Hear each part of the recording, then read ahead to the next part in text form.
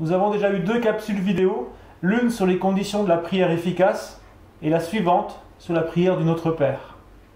Et je souhaite à présent aborder les 3 types de prières selon Matthieu chapitre 7, versets 7 à 11. Demandez et l'on vous donnera, cherchez et vous trouverez, frappez et l'on vous ouvrira. Car quiconque demande reçoit, celui qui cherche trouve, et l'on ouvre à celui qui frappe. Lequel de vous donnera une pierre à son fils s'il lui demande du pain? Ou s'il demande un poisson, lui donnera-t-il un serpent? Si donc, méchants comme vous l'êtes, vous savez donner de bonnes choses à vos enfants, à combien plus forte raison votre Père qui est dans les cieux donnera-t-il de bonnes choses à ceux qui le lui demandent? Demandez et l'on vous donnera. Cherchez et vous trouverez. Frappez et l'on vous ouvrira. Ce verset nous enseigne quels sont les 3 types de prières. Le premier, c'est demander. Prier, c'est demander. Demandez et l'on vous donnera. Jésus a dit dans Jean 16, versets 23 et 24, « En vérité, je vous le dis, ce que vous demanderez au Père, il vous le donnera en mon nom. Jusqu'à présent, vous n'avez rien demandé en mon nom. Demandez et vous recevrez, afin que votre joie soit parfaite. » Dieu est notre Père, et comme tous les pères, il aime réjouir ses enfants, et il se réjouit de bénir ses enfants, de leur donner ce dont il a besoin. D'ailleurs, dans cet évangile de Matthieu, Jésus précisera, mais lequel de vous donnera une pierre à son fils s'il lui demande du pain? Ou s'il demande un poisson, lui donnera-t-il un serpent? Si donc méchants comme vous l'êtes, vous savez donner de bonnes choses à vos enfants, à combien plus forte raison votre Père qui est dans les cieux donnera-t-il de bonnes choses à ceux qui le lui demandent? Dieu veut pourvoir aux besoins de ses enfants, et il aime lorsque nous nous approchons de lui. C'est pourquoi, même s'il sait d'avance ce dont nous avons besoin, il aime que nous nous approchions de lui pour le lui demander. Et nous pouvons nous approcher avec assurance de son trône, du trône de la grâce, afin d'obtenir miséricorde et de trouver grâce pour être secourus dans tous nos besoins. Hébreux chapitre 4, verset 16. Je crois qu'il est important de demander avec foi, mais également de demeurer dans une relation profonde en Christ, et également de demander avec des motivations qui sont bonnes et sincères, et demander selon la volonté de Dieu. Mais comment Dieu nous exauce-t-il? Il nous exauce bien au-delà de ce que nous demandons. Éphésiens chapitre 3, verset 20 nous dit « Or à celui qui peut faire par la puissance qui agit en nous, infiniment au-delà de tout ce que nous demandons ou pensons, à lui soit la gloire dans l'Église et en Jésus-Christ, dans toutes les générations au siècle des siècles. Amen. » Demandez et l'on vous donnera. Le deuxième type de prière, c'est la consécration. Prier, c'est se consacrer. Cherchez et vous trouverez. Demander, c'est le type de prière le plus simple. Un enfant sait le faire.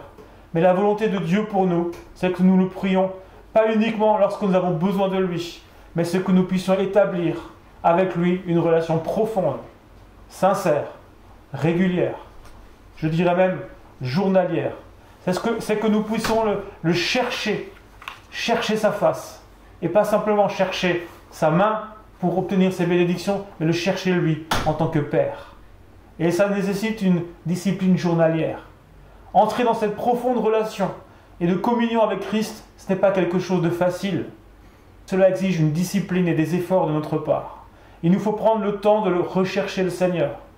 Et cela se fait quotidiennement, journalièrement. Il faut donc acquérir une discipline dans notre vie de prière, afin de réserver chaque jour quelques instants à Dieu pour lui parler, pour l'écouter et pour communier avec lui. Proverbe, chapitre 8, versets 33 et 35 nous dit « Heureux l'homme qui m'écoute, qui veille chaque jour à mes portes, et qui en garde les poteaux. Car celui qui me trouve a trouvé la vie, et il obtient la faveur de l'Éternel. » Et je crois que c'est important pour nous de nous approcher de Dieu régulièrement et de chercher sa face. Cherchez et vous trouverez. Et enfin, le troisième type de prière, c'est l'intercession. Prier, c'est intercéder. Frapper et l'on vous ouvrira. Intercéder, en grec, signifie littéralement s'entretenir avec quelqu'un, en vue de le solliciter pour autrui ou pour quelque chose. C'est présenter une pétition à une personne d'autorité. L'intercession, c'est une prière de demande faite en faveur d'autrui. Intercéder, c'est se placer entre l'homme et Dieu. Et l'intercesseur, c'est celui qui fait bouger le bras de Dieu. Jésus est le premier des intercesseurs. D'ailleurs, il est le meilleur exemple d'intercesseur. Un passage de la Bible, en Philippiens chapitre 2, versets 6 à 10, nous dit « Lequel, en parlant de Jésus, existant en forme de Dieu, n'a point regardé comme une proie à arracher, d'être égal avec Dieu, mais il s'est dépouillé lui-même, en prenant une forme de serviteur, en devenant semblable aux hommes. » Autrement dit, il s'est identifié. Et ayant paru comme un simple homme, il s'est humilié lui-même, se rendant obéissant jusqu'à la mort, et même jusqu'à la mort de la croix. Et là, ça nous parle de la souffrance. C'est pourquoi Dieu l'a souverainement élevé, et lui a donné le nom qui est au-dessus de tout nom, afin qu'au nom de Jésus, tout genou fléchisse, dans les cieux, sur la terre et sous la terre, et que toute langue confesse que Jésus-Christ est Seigneur, à la gloire de Dieu le Père. Parce que Jésus a accepté de s'identifier, parce qu'il a accepté de passer par la souffrance, il a aussi reçu l'autorité pour sauver tous ceux et celles qui croiront en lui. Et l'intercession véritable comporte ces trois aspects bien particuliers, l'identification, la souffrance et l'autorité. Et Jésus en est l'exemple parfait. Jésus s'est identifié à tous ceux pour lesquels il a prié, nous dit Ésaïe 53, verset 12. Il a pris notre place, il a porté nos péchés, il a bu jusqu'à la dernière goutte de la coupe de notre perdition. Il a souffert la mort pour tous. Il s'est identifié. Il a revêtu notre nature pécheresse et il a dû apprendre l'obéissance par les choses qu'il a souffertes. Il a été tenté comme nous en toutes choses. Il s'est fait pauvre pour nous. Il a été fait péché pour nous. Et l'identification, c'est la première règle de l'intercesseur. Ensuite, il y a la souffrance. Jésus, lui, a souffert comme intercesseur. Il a pris sur lui nos douleurs, nos infirmités, nos souffrances, jusqu'à mourir sur la croix en d'atroces souffrances. Romains 8, verset 26, nous montre qu'il y a un autre intercesseur, en qui nous pouvons discerner la souffrance de ce ministère, c'est le Saint-Esprit.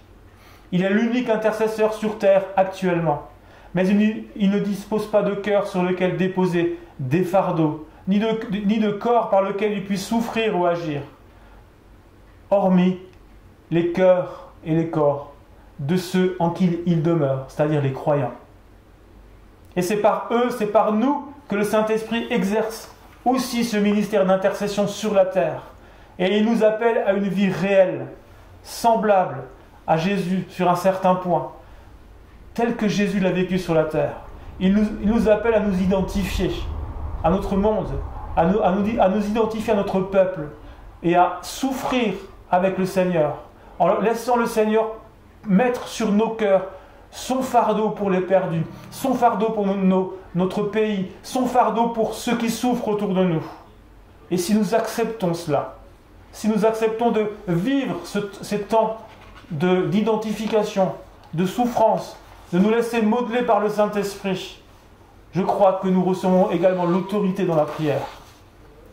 Jésus, à cause de son obéissance, de son identification, de la souffrance qu'il a endurée, de sa vie qu'il a donnée, il a reçu du Père une position d'autorité toute particulière. Il est le nom au-dessus de tout nom, le roi des rois et le seigneur des seigneurs.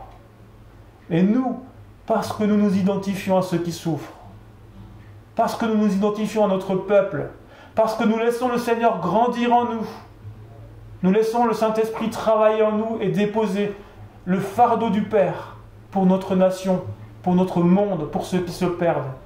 Et à cause de cela, je crois que le Seigneur nous accorde son autorité pour prier, pour intercéder et pour faire en sorte que le bras de Dieu puisse se mouvoir et qu'il intervienne pour notre nation et pour le salut d'un grand nombre.